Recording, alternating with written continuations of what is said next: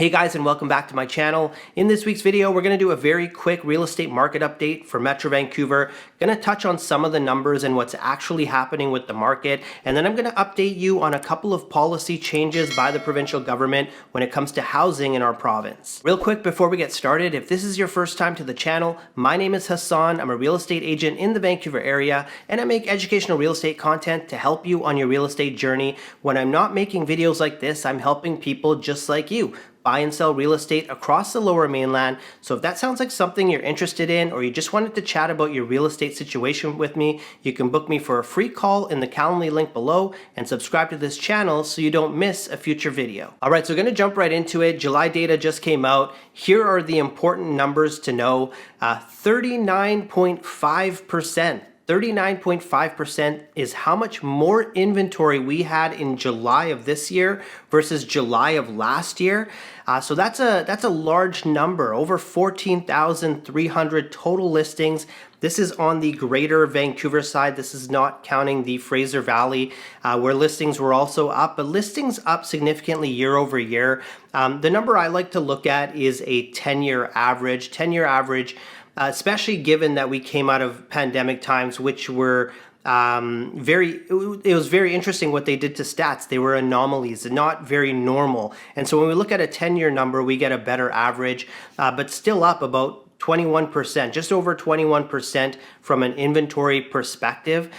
What did this mean for prices in July? Year over year, prices for detached homes and attached homes, which we consider townhomes, both of them still up marginally. Detached homes around 2%, townhomes less than that. The one product type, though, that we did see year over year decline in benchmark price were condos. And this was somewhat expected. If you've been following my channel, we've been talking a lot about added inventory on the condo side hitting the market and how this was bringing month over month pricing down on these condos. And so what we saw last month is, yes, month over month price down, year over year price down by less than a percentage point. And for detached and attached homes, month over month, they also started shifting downwards in price. So from a feet on the street perspective, there are a lot of unique things happening in the market depending on which areas you're looking at. For example, Brentwood, I've been doing a lot of business in that area recently. A lot of new buildings completing in Brentwood, and what that means is you have a lot of sellers placing vacant, empty, ready to go properties on the market and selling them. And what I'm finding in Brentwood is that, vast majority of these sellers are selling at losses. A lot of them did not expect to actually complete on these condo products. Several years ago, Brentwood was kind of that area where people saw people making hundreds of thousands of dollars in assignment flips before these products even completed. And so this created the next surge of buyers into these pre-sales. And as we all know, the market did not go as people expected, at least the purchasers expected it would. So what's happening kind of on that Brentwood side, lots of inventory hitting the market, selling at losses, sellers placing it on the market and taking big hits, anywhere from $50,000 to $100,000 to $200,000 hits on some of these larger units. So you have several buildings now hitting the market at the same time. You have Gilmore Place, which is 3 buildings this year dropping product onto the market. So in a situation where there's already a lot of quantity, even more to come for the next half of the year. What's interesting, though, like I mentioned off the top, is the market is so micro in terms of which areas you're looking at. For example, I have a listing in Olympic Village, False Creek. And it's a very different scenario there because we don't have as many project completions nowhere near. The development has not been happening in that area. It's all, for the most part, existing product. You're not finding these vacant units where sellers are just trying to get out from under them. So prices are holding a little bit better in these sort of areas where there's not a lot of quantity. Oftentimes these properties in Olympic Village, they're currently tenanted, which we're going to talk about in a second, or they're owner occupied, and the owner doesn't truly have a plan for their next step. So you're seeing prices hold more steadily in places that don't have a lot of listing inventory hitting the market. I've had a lot of conversations about this, Burnaby scenario with all of these condos. And, the reality is that many sellers are taking losses on these sales, but everyone has a threshold. Everyone has a threshold in terms of how much of a hit they're willing to take before actually placing a tenant into that property, riding it out, waiting another year or two, seeing where the market is at that time, and then trying to sell at that point. So every seller has their breaking point. I've had a couple conversations with buyers saying, how do we determine who actually wants to sell and who's gonna basically just rent it out? And it's a lot of, when working with buyers in these areas, it's a lot of investigative work happening, especially when working with investors. We will earmark 3 or 4 units that we truly like, and then it's up to me as the agent to truly figure out, which properties do we have the best chance at getting the best deals at? Do they all have mortgages on them? And if they have mortgages, are the mortgages with A lenders, or are they with B lenders or private lenders that charge higher rates? And when you have these vacant properties with these mortgages on it, especially if there's a B lender or a private lender that I see listed on title, that tells me that this owner needs to sell.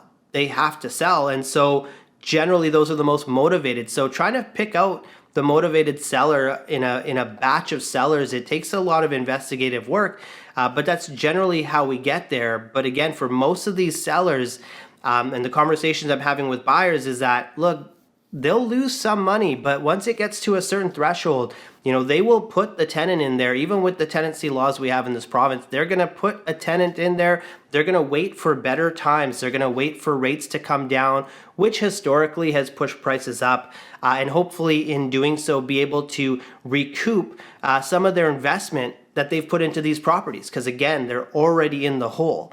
Willing to take a hit, but only so much of a hit to sell today. Now, I mentioned I wanted to talk about some changes with BC provincial policies. If you've been watching my channel for a bit, I did an extensive video on how the BC government was changing the eviction notice policy for personal use when a landlord wanted to move into their own property or they sold to a new buyer, to a month-to-month tenant. The old rules said that you had to give 2 calendar months notice. The BC government, probably about a month ago or so now, announced that they were going to shift this to 4 calendar months. And we talked about on my channel how this was going to be a massive hurdle for people to be able to purchase tenant-occupied properties, how financing approvals generally would only last for 90 days, sometimes 120 days. But the thing to keep in mind with the 4 calendar months is what that means is if you're sitting in the middle of a month right now, the months don't start counting until the first of the following month. So if you had to give that full 4 calendar months, and for example, we're in August right now, you're really giving 4.5 months. So for these buyers, their financing, hold is no longer approved. They have to resubmit for financing, get an approval after they've already committed to this property. Absolutely a nightmare scenario. The provincial government last week, I believe it was, last week, they basically announced and said that we're going to switch this back to 3. So they didn't go quite back to the 2 calendar months. They've now adjusted it for 3 months, but only if it's a new buyer moving into the property. So for you as a landlord, if you decide that you yourself personally want to reoccupy a property, you're going to have to adhere to the 4 calendar months. However, if you sell to a new buyer, 3 calendar months makes it a little bit easier, doesn't solve the problem. It still makes it more difficult to purchase tenanted properties. And I've spoken countless times about how that tenanted property was a perfect first-time buyer property. First-time buyers don't have to compete as much with investors for those properties. Investors generally like to place their own tenants, do their own screening for tenants, of course, charge a market rent as at today for what that rent might be. So, taking away that tenant-occupied property for first-time buyers, I believe it hurts them. Switching this to 3 months versus 4, again, makes it a little bit better. I just wonder, my question is why didn't why didn't they do the homework before announcing the 4 months? Why didn't they reach out to the industry and ask, what are the implications of switching to 4 months? So, back over to 3 calendar months again makes it a little bit simpler on the tenant side.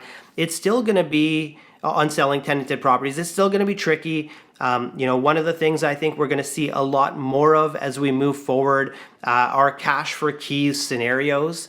And this is basically a scenario where the landlord goes to the tenant and says, look, I'm going to be placing this property on the market. Very likely again that, someone's going to want to move into this property. Here's the notice I have to give you should a new buyer purchase it. Let's work out a cash scenario where I give you less notice.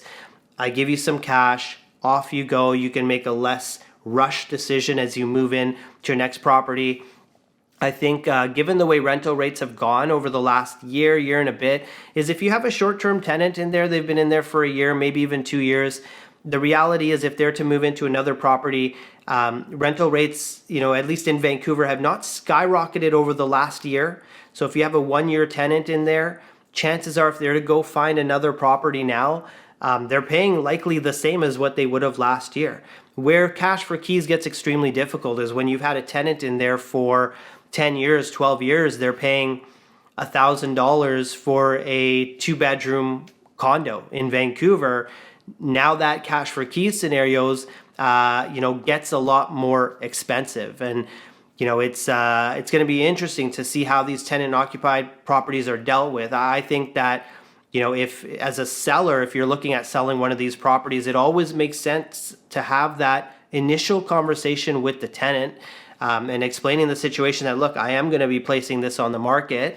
Is there something that can be worked out before we actually list it on the MLS? Okay, so now really quickly, I know I'm pushing up against it. I want to talk very quickly about the Airbnb restrictions that were put in place by the provincial government. Where are we at? What has it done for the market? In terms of rents, rents have pretty much stabilized in Vancouver over the last year.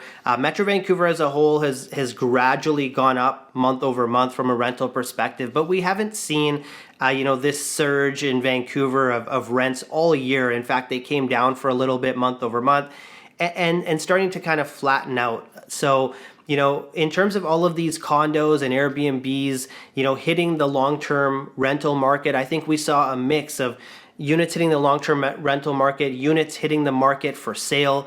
Didn't do a lot, but what I want to talk about specifically is what this is doing to our tourism industry. I've spoken with several business owners, not just here in Vancouver, in downtown, in Yaletown, Gastown, but also in the Okanagan. And everyone that I'm speaking with is telling me how, business is down this summer versus what they're used to in previous summers. And a lot of these businesses rely on tourism, hospitality businesses, retail in these core areas where people coming and staying in Vancouver, exactly where they would be residing in. These businesses' sales numbers are down considerably. I saw a post the other day how someone was looking at for a hotel stay in Vancouver in September, and it was $400 to $700 for a nightly rate, excuse me, in September. And so, what we're seeing with this restriction on Airbnb, people are unable to come and visit the city. It's just gotten too unaffordable, especially people with families. They're looking at what it's going to cost them just for accommodations to stay in the city, and it's just not happening. And the same thing for people looking in the Okanagan. The cost is just so much higher this year, not to mention that everything else is more expensive. So as people scale back their vacations, and I don't just mean Vancouverites traveling to the Okanagan or elsewhere, I'm talking about people around the world that have decided that they want to come and take a look and spend some time in Vancouver, and they're opting against it. We're going to see this effect on these businesses, not just this summer, but really where we're going to see the effect of what it means for jobs and how these businesses are going to survive over the next year. We're going to see that in Q1 of next year, because we have to keep in mind that a lot of these businesses that rely on tourism, they make their money in these summer months from the travelers, and that enables them to fund themselves as they move forward throughout the year.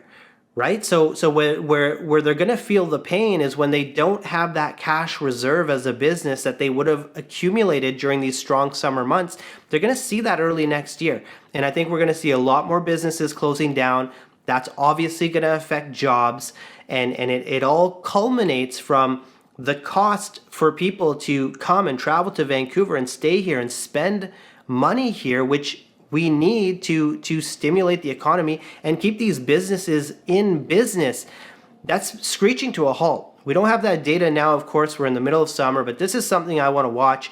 And it strictly has to do with not enough competition for people to stay. We have, a shortage of hotel rooms, which we've talked about on this channel. You do a Google search, you'll find a ton of news articles talking about how we are in a hotel crisis right now. And, the implications of this, when we look at it when people look at it in a simple fashion and they say, well, who cares? People aren't traveling here. Boo-hoo, they can't have their vacation. You have to look at the trickle-down effect of what it means for our economy, for these businesses, and for your jobs, especially if you are in a sector that relies on tourism or you work, in a certain career profession that relies on these travelers. They're taking a very hard hit right across the province. Going to be very interesting and solemn, in my opinion, to see what this is going to mean for our economy moving forward. So there you have it, guys. I hope you enjoyed this week's video. If you did, hit the like button, because what that does is it takes the video and it sends it out to more people so they can also learn from it. And if you enjoy this weekly real estate content, subscribe to this channel so you don't miss next week's video. And lastly, again, if you're in the Metro Vancouver area or the Fraser Valley, you want to chat with me one-on-one about your real estate situation, you can book me for a free call or just give me a call, send me a text, shoot me an email, whatever is easiest for you. I'd love to chat with you, but I want to thank you for taking time out of your day to watch this video, and I look forward to seeing you next week.